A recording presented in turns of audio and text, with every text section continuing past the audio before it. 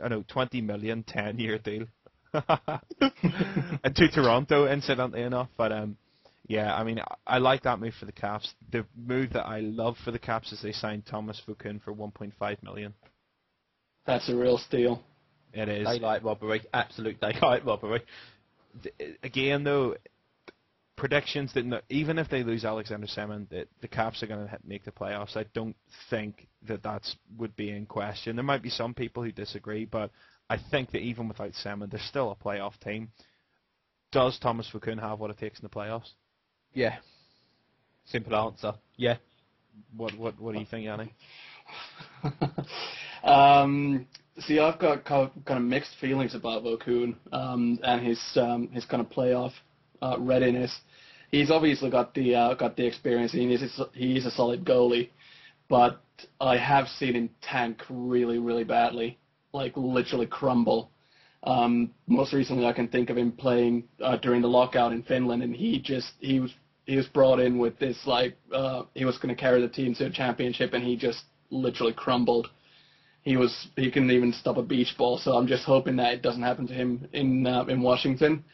But what I think he will provide for them, kind of what we were saying about Reimer earlier, he's going to be a great help to Michael Neuwirth, who's obviously a young goalie, but, two guys who are from the same country, they'll obviously learn a lot from each other, or Neuwirth will learn a lot from Vokoun. And I do think that Vokoun will actually give the Caps a realistic chance at the Cup or a longer postseason than we've seen in the last couple of years. I think to add to my simple answer with it is I think what they've got in Vokoun is they don't need a goaltender to be great, and at Florida, Vokoun needed to be great to keep his team in games. He doesn't need to do that at Washington. He just needs to be good, and he's better than good. Yeah. And I think that is what's going to just give them, I think, he's a great fit for them and help them really push on for the Cup. And I say in Neuwirth, they've got someone capable who can take over in the regular season when Vokoun needs a rest. It's that they are looking very good defensively for the first time probably in years. They look very, very solid at the back. They certainly look a lot better than they did last year, which isn't tough. But obviously one of the bigger free agents, in fact, I would say at that stage when he was signed, probably the biggest one has been signed. Thomas Kaberle obviously signed a 3-year deal with Carolina. It's worth just over $4 million a season, so it's 3 years. It's an okay cap hit. I think that Kaberle has enough talent to kind of make that a very good signing for Carolina, but it's just whether he does what happened in Boston. The thing with Toronto was that he was the go-to guy in Toronto. I think that bolstered his numbers a lot. He went to Boston. There was players that were clearly better than him, and I think his play suffered for it. I like the move for Carolina, but it comes down to which Kaberle you get. Do you get Toronto Kaberle or Boston Kaberle? Yeah, it's an interesting one. I like it, but it certainly shores them up. Carolina are a playoff team. They just missed out, on the last day. They're definitely a playoff team. He strengthened them. Carolina you look at them, they're not one, they're taking a run at the Cup next year. You look at those over the next few years at taking a run at the Cup. He bolsters them to get players playoff experience. And, that's the thing I think is going to hurt someone like Jeff Skinner so much last year, that he didn't get that playoff experience. I think adding someone like Kaberle will push them just, 7th, 6th sort of position, get them into playoffs to get some of these young lads some proper playoff experience. So for that reason alone, that's a very, very good move for Carolina. They have 4 solid defensemen. They got Joni Pikkinen, Thomas Kaberle, Brian Allen, and Tim Gleason. So their D isn't terrible, but I don't think that'll make a huge difference. It just comes down to which Kaberle they get. Do you like the move, Janne? Kind of split with it, really. Like you said, it depends on what Kaberle they get. It literally comes down to that. He wasn't stunning in Boston and made some really, really simple and rookie mistakes during his time there. But let's face it, he won the Cup with the team, and I'm sure he'll be able to provide Carolina with added experience and bolster the blue line. Yeah, I think that's kind of the key. He's not going to make Carolina worse, but it's just if he can make them better, I think, is the question. So it's maybe a little bit too much money, I think. Possibly, but I'll tell you who'll get the most out of that when you look at a roster. Jamie McBain will feed off that. I think getting someone like that in for a player like Jamie McBain will see him develop much stronger than he would have without him being there. Yeah, I think that's a great move for him, for players like that. Yeah, it's a bit of an Iserman Feaster situation where you go, okay, I'll do the opposite of what Caberlet does, and I'll be fine. But right, obviously now we're going to go on a bit of a wings binge. So, damn it, should have left the best to last and gone for Toronto. Whoops. The Wings obviously signed Ian White to a 2-year deal, which I read earlier on was a 1-year deal, but I'm pretty confident it's a 1-year deal, but you did say it was a 2-year deal. So when I read it, let me just double check. I'm positive it's a 2-year deal for Ian White, unless it changed after I read it originally. Because I didn't follow it up. I literally read the original reports on that. I was like, oh, I'm happy with that. Well, Ian White is he's a good offensive defenseman. He's maybe a little small. He's not a physical defenseman, but he's not. That's not really what the Detroit focus on anyway. What I think is going to happen is Ian White's one of the players I can picture this happening, and he's going to get what I like to call winged, and that's where he's just normally unspectacular, but he's going to have a career year, and then he'll stay with Detroit. I think that he's one of those players that is going to. They've seen something in him. I don't think this was just a random, let's replace Brian Rafalski. I don't, because obviously that's clearly not what you're going to do with Ian White, but I think they've seen something in him. We've seen this before where players that weren't great or didn't have very good numbers or just weren't good players, we see them traded to Detroit and you see their game turn around, and I think that Ian White could be one of those players.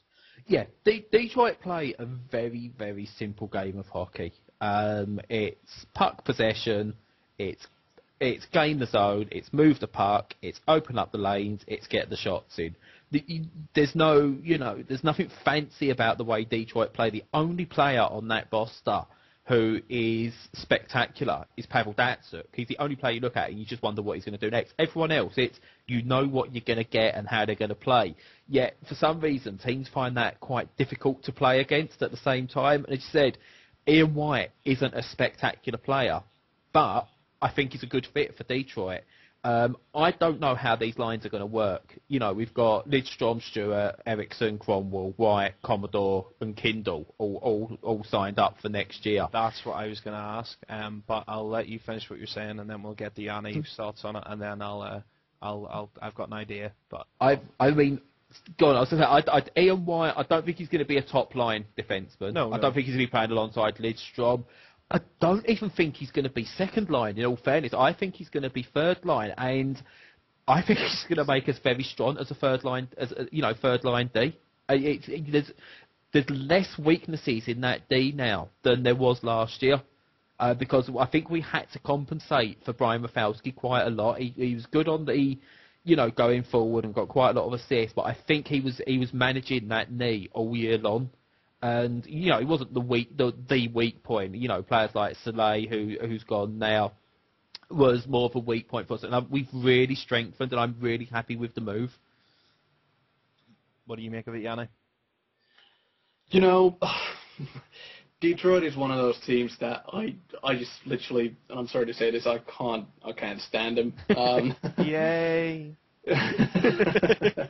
Well, I don't know where it stems from, but they are kind of the team that I don't follow that much, so I can't really comment on them that much. But I'm always surprised to see them do so well with whatever talent they have. I mean, isn't the record something like they haven't missed the playoffs during the whole time Nick Lidstrom's been there? 20 years, and we've never missed it. It's the longest run in professional sports at the moment. Yeah, which just goes to talk volumes about Detroit and how they play the game, and the kind of quality players that they bring on board. And I think part of the reason why, I'm just talking generally about this, I think part of the reason why Detroit are so successful is the way they develop their players. They don't rush anybody into the system. You kind of look at players like Zetterberg or Datsuk who were really, really late draft picks when they were drafted, and they kind of spent a lot of time in their native leagues and then came into North America, and Detroit took that really, really slow approach with them, and you kind of see what dividends they've got out of them. And it's the same with a lot of their players. I mean, they've got a lot of veteran presence on the team, which is kind of my main concern, how they're going to fare in the future. But if they draft smart like they usually do and usually get lucky, they've got a couple of good young prospects that I would love to see in the NHL in the next couple of years. And I think that will help Detroit kind of push forward and really continue to be that team to beat and kind of hold that enviable record that they have. Yeah, I don't know how they do it. I really don't. The other move they made was they signed Garnet Axelby to a 1-year deal. Now, interestingly, White and Axelby are both ex-Leafs, but interesting to me anyway. Now, he's got absolutely no offensive upside, but he's a steady player. He's very physical. The issue is he's coming off some pretty serious injuries, so if he can stay healthy, that's going to bolster that D. Now, here is the idea I had, right? You had 8 defensemen, right? Obviously, Ruslan Saleh has gone now to Lokomotiv Yaroslavl of the Continental. I apologize to any Russians that may ever hear that. Do you think that you could see a move? Nick Cromwell, right, is in the last year of his contract, right? So he's probably going to command a bit more money. I would have thought he's on $3 million. Do you think that maybe come the trade deadline we see Nick Cromwell packaged with a pick or a defenseman move to try and fill that void that is A, coming from Nick Lidstrom leaving, and B, has been left by Rafalski? Do you think that we're going to see a defenseman on the move? Because obviously, you're carrying an extra defenseman, which isn't an issue because many teams do, but you also have Jakob Kindl on a 2-way contract who can float up and down should you require that extra defenseman. So do you think it's just dumb coincidence, or what do you think? Cromwell is vital to Detroit. He's one of we don't have many players that we can consider enforcers, and Cromwell's not even an enforcer, but he can hit, and boy can he hit.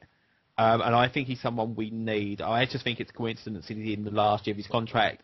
Kenny Holland doesn't panic with contracts, so you look at some teams and go, oh God, look at what they've got unrestricted next year. I don't think we have that issue as much. I think there's a lot of trust between Ken Holland and, the playing roster. Nick Cromwell's a Red Wing. He's a Red Wing for a good few more years. Yeah, I can't see him going anywhere. The one player, to be honest, I thought would be shifted has been given, a medium-term contract. Which also has a modified no-trade clause. Yes.